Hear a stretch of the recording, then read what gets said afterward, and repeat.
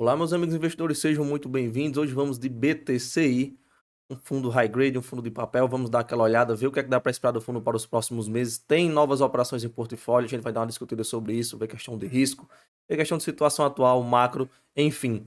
Vamos lá, o valor patrimonial do fundo está por volta de 1 bi, né? Fazendo um arredondamento aqui, isso vai dar por conta de R$ 10,04. Ele, inclusive, está sendo negociado nesse momento um pouco abaixo disso. E a última distribuição foi de 9,2 centavos por cota. À frente a gente vai discutir um pouco sobre essa questão das próximas distribuições, porque tem deflação aí que pode impactar a questão das distribuições e posteriormente a isso tem uma inflação um pouco mais alta que pode impactar também agora de forma positiva essa distribuição também. Liquidez sempre bate, né? Aquele R$ 1 milhão que a gente tem negociado por dia, 1,5 milhões de reais, está tranquila a liquidez no fundo, não é tão alta, mas também não é baixa. Aqui a gente tem a questão de distribuição comparando com o CDI, né? Vai dar quase 125% do CDI. Não tem cobrança de taxa de performance, a taxa de administração de 0,95, ele vem com yield de 11%, pegando os últimos 12 meses. No macro, ele vai falar sobre a questão da Selic, né? Teve a elevação da Selic para 10,75, ele até cita que isso foi devido principalmente a três fatores, né? O crescimento econômico do primeiro semestre, que superou as expectativas iniciais, e a questão da incerteza quanto ao cumprimento das regras fiscais, né? Isso impacta principalmente a questão da segurança econômica, né?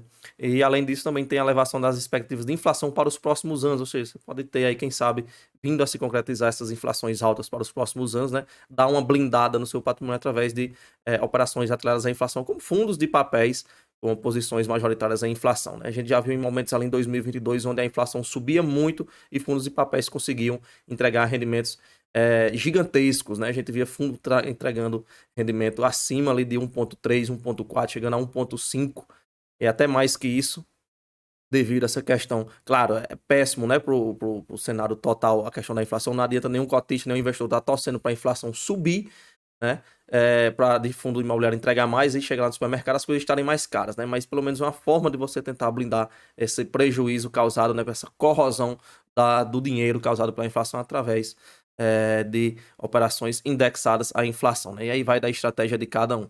Ele vai falar aqui sobre o Banco Central americano, né, que surpreendentemente reduziu a taxa em meio ponto percentual, a questão da taxa de juros americanas.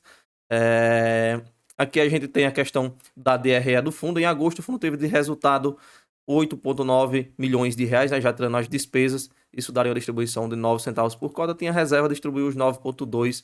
E para o próximo mês, o principal indexador, lembrando que é um fundo atrelado principalmente à inflação, ele vai pegar o indexador principal de julho, tá? E no outro anúncio, né, no caso, a próxima distribuição dele, o próximo anúncio dele já tá para ser amanhã, né? Só que amanhã, domingo, vai ficar lá para segunda, terça-feira, devido à questão do dia útil.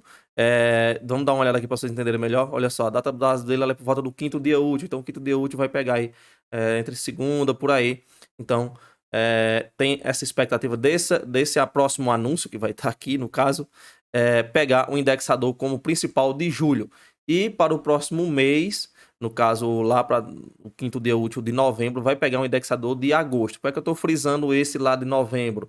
Porque o indexador de agosto foi negativo, tá? O de julho não, foi positivo, não a ponto de ser tão baixo quanto o de agosto. Então, tem a tendência de quando ele pega esse indexador de agosto, a distribuição dá aquela reduzida forte, ok? Devido à questão da atualização monetária, né? Foi menos 0,02, então tem a tendência de cair essa questão dessa atualização monetária e, consequentemente, cair a distribuição. Então, para os próximos meses, né, tem essa tendência de reduzir a distribuição, né? Então, pode abrir uma janela de oportunidade, né? Que a gente sabe que quando a distribuição cai, cota acaba fritando e aí, quem sabe, o preço do fundo, né, dá uma balançada maior do que o que já está dando nesse momento, né? Está com P sobre VP de 0,97, tá um leve deságio, né? Vamos acompanhar aí para ver os próximos meses, né? Porque uma coisa é certa, né? Quase que certa. Não vamos dizer que é 100% certo, mas quando a distribuição de fundo cai, tem a tendência da cota cair. E lembrando, isso aqui é uma tendência, tá? Devido à questão da deflação. Pode acontecer outras coisas, pode fazer um ganho de capital, receber algum dinheiro extraordinário, alguma movimentação e subir essa questão dessa distribuição, ok? Lembrando, isso aqui é só um palpite, é só umas expectativas, não é nada garantido. Como falo, é sempre um chute. Então vamos aguardar o próximo mês para a gente ver como é que vai ficar. Questão de rentabilidade, comparando o fundo com o IFIX, o CDI e a inflação, né? Ele vai estar até aqui bem tranquilo na questão de rentabilidade, pegando de janeiro de 2023 para cá. Inclusive, os mais recentes, né? O BTCI foi o resultado de uma fusão do FEC-C11, no fundo high grade, com o BTCR. Juntou os dois fundos, mudou o nome, colocou o BTCI. Desde então deu uma crescida bem forte, principalmente no número de cotistas, né? O fundo mudou bem positivamente, né? Diga-se de passagem. Número de cotistas que vem crescendo, apesar de nos últimos 4 meses estar praticamente igual, mas se você pegar aqui, né, lá do início, quando foi a fusão dos dois, né, vai ver que não só o número de cotistas, né, como também o desempenho do fundo, a questão da cota, né, e por aí vai, foi uma das fusões que realmente deu certo, como a gente tem de resultado atualmente. Por indexador, a gente tem o principal como a inflação, taxa média de IPCA mais 7,03, uma taxa high grade, tem aqui CDI mais 2,83, né, mas o principal, a inflação com 72%, também tem GP mais peso bem pequeno, em questão de duration das operações, localização, a maior parte das operações estão localizadas no Sudeste, também temos aqui uma fatia, né, no Sul e Nordeste. O principal setor é o logístico, né, vai ter outros setores ali também dentro, e aqui a gente tem a listagem das operações de posição que fazem mesmo parte do ativo, né, a parte estrutural dele, que são essas operações. A maior exposição alta 6,7, né? Tá bem tranquilo, tá abaixo de 10%.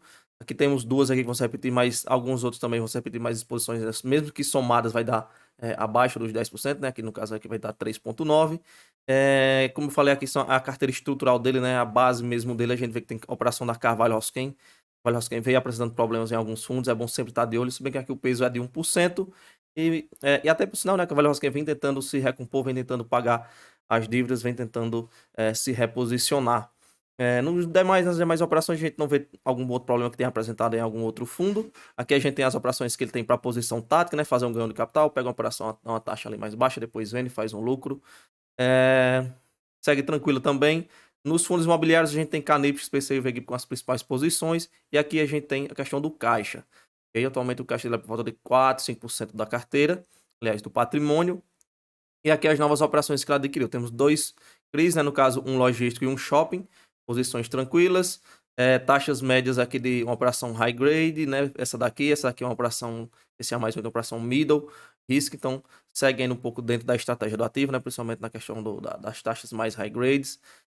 Aqui a gente tem a operação nova que já faz há um bom tempo, né? Ele não tem colocado tantas informações a respeito dessa operação nos relatórios anteriores, né? Gerou até uma curiosidade para a gente ver, até porque ela seria então a maior posição do fundo, né? A gente viu lá que é 6 e pouco, essa aqui já vai para quase 10. A gente sempre fica de olho nessas exposições altas, mas aqui traz um pouco, mínimo, né? Bem pouca mais informação. A única informação a mais que a gente tem aqui é voltado para um ativo logístico localizado no raio de 30 km de São Paulo, com locatados de primeira linha.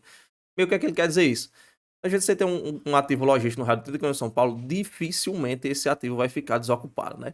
E muitas operações desses CRIs logísticos são casadas ali com o aluguel que ele recebe, né? Já pega o aluguel, já vai pagando o CRI e assim vai. Então, caso venha a ter um problema de ter recebimento de aluguel, né? Ou ficar parado, vacância, então teria um problema. Mas um ativo desse bem próximo de São Paulo, dificilmente, raramente ficaria desocupado, né? Então, isso é meio que uma forma de tentar passar um pouco mais de segurança nessa questão do raio dos 30 quilômetros e a questão da qualidade dos locatários, meio que como usando esses aluguéis como um lastro, né, para pagar essa questão da dívida, ok? Mas aí é um peso de 9,9, né? Isso aí vai ser a maior posição, então, do fundo atualmente. E aqui a gente fecha o patrimônio total dele, basicamente 1 bi, fechou 100% sem alavancagem. Aqui a gente tem a questão da tabela de sensibilidade, né? A 9,70 no preço que ele está hoje vai dar uma taxa de IPCA mais 9,88, e a gente viu que a taxa média dele é de IPCA mais 7, aproximadamente isso, né? Ou seja, isso devido ao deságio que está tendo, né? E também as operações que ele tem atrás da CDI, que faz aquele ponderamento e dá uma subida, né? Até o CDI subiu também, então tem a tendência essa correção desse CDI empurrar um pouco a taxa média para cima. Aqui à frente a gente tem o detalhamento de cada uma dessas operações, né? E aí, peço a vocês que se inscrevam no canal, participem do grupo Telegram, o link vai estar na descrição do vídeo, a gente se vê por lá. E isso foi tudo que a gente deu para ver hoje, nos vemos no próximo e valeu!